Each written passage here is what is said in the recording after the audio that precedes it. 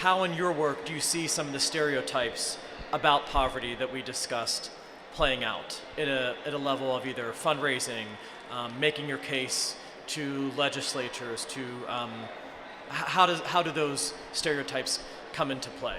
I think it's easy to dismiss labels versus a person, so I always try and humanize people experiencing homelessness, and even to young people themselves, let them know they don't need to be defined by episodes or homelessness and that they can transcend that.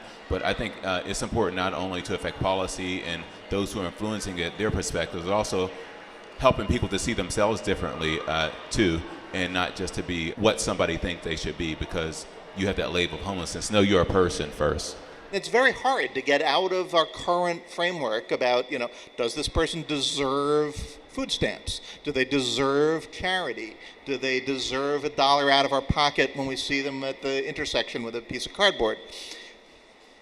Rights-based thinking is a completely different approach. And I think part of what we do in our mission at Just Harvest is to shift that conversation.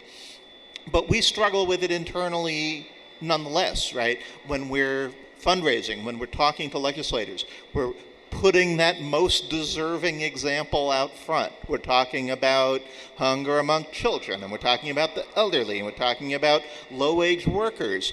And we don't like to talk about the fact that, some of the 47 million poor people in this country are lazy, and some of them are, immoral, and so are some of the 250 million people who aren't poor, in roughly the same proportions, we think. But it is something that we sometimes avoid talking about because it is less popular and it's less easy.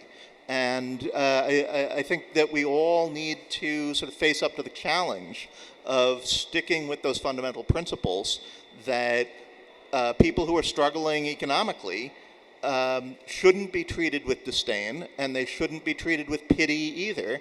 They should be treated with the same dignity that we give to everybody else.